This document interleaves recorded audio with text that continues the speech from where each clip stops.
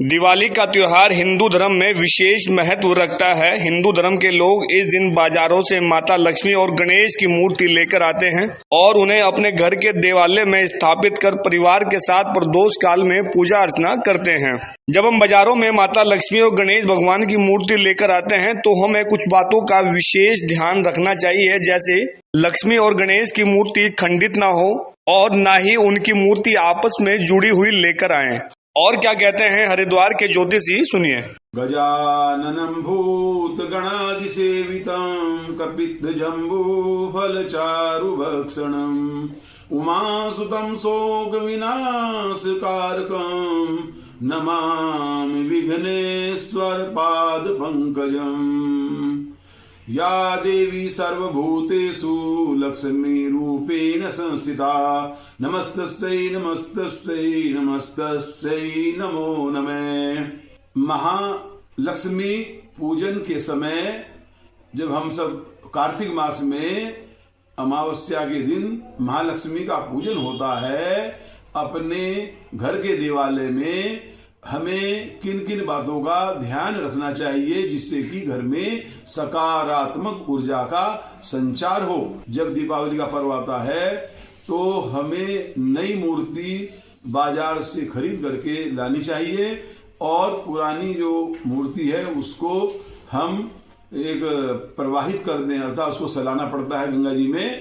माँ लक्ष्मी जी की जो मूर्ति है वह एक मिट्टी की हो, कहने का अभिप्राय यह है। अन्य धातु की यदि होती है तो यदि हम उसको प्रवाहित करते हैं गंगा में, कोई भी मूर्ति होती है अन्य किसी केमिकल से बनी होती है तो गंगा में प्रवाहित करने पर अनेक जीव जंतुओं के लिए हानि होती है और उन जीव जंतुओं पर बहुत बुरा प्रभाव पड़ता है, यहाँ तक कि उनकी मृत्यु भी हो सकती है। इसीलिए फिर हम पुण्य के बजाय हम पाप करते हैं, उसका पाप हो जाता हमारे हाथों से।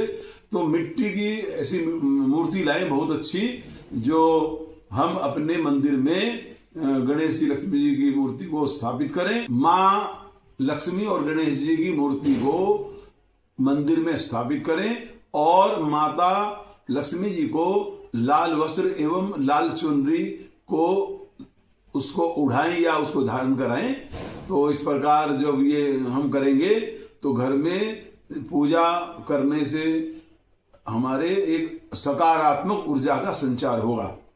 तो सभी इस बात का ध्यान रखें कि माता लक्ष्मी और गणेश जी की इस प्रकार की मूर्ति लाएं। और जो गणेश जी हैं, गणेश भगवान जी की जो हमारी तुंड है अर्थात जो सूंड है, उसका थोड़ा जो मुख है वो दाईं ओर हो, तो ऐसी मूर्ति ही बहुत श्रेष्ठ होती है और पूजा करने पर हमें सकारात्मक फल प्राप्त होता है।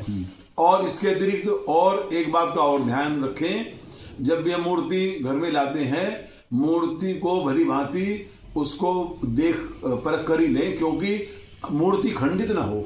यदि खंडित होगी तो खंडित होने पर उसका घर में दुष्प्रभाव होगा और नकारात्मक ऊर्जा आएगी और इसका माँ लक्ष्मी और गणेश जी की पूजा कोई हमें फल प्राप्त नहीं होगा। और माता लक्ष्मी एवं गणेश जी की मूर्ति एक साथ जुड़ी हुई न हो, अलग अलग मूर्ति हो और गणेश जी उनके दाईं ओर विराजमान हो, इस प्रकार का ध्यान रखें और अपने घर में सुखपूर्वक प्रसन्नता पूर्वक दीपावली का पर्व मनाएं। फिर माता लक्ष्मी और गणेश जी की विधि विधान से सायंकाल के समय अर्थात थोड़ा रात्रि होने पर भली भांति पूजा करें।